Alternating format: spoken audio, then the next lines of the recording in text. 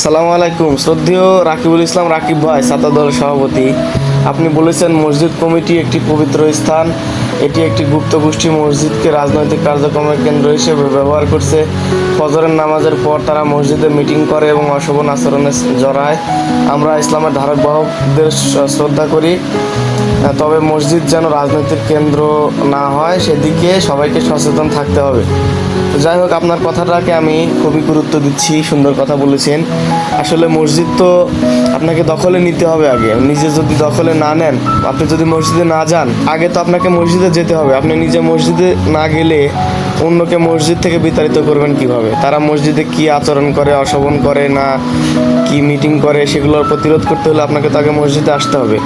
আপনি নিজে মসজিদে আসুন, তারপরে আপনার দলবল নিয়ে মসজিদে আসুন, মসজিদে নিয়মিত মসজিদের খেদমত করুন, ফজরের নামাজে শরিক হন, তারপরে তাদেরকে প্রতিহত করেন। তখন নয় তারা নদীর পাড়ে অথবা মাঠে তাদের প্রোগ্রামগুলো করবে বা তাদের কার্যক্রম করবে। যে আচরণই করুক তারা সেরকমভাবে করবে, কিন্তু তার আগে আপনারা মসজিদটা দখল নেন। এটাই সবচেয়ে বুদ্ধিমানের কাজ হবে বলে আমি মনে করি। ধন্যবাদ।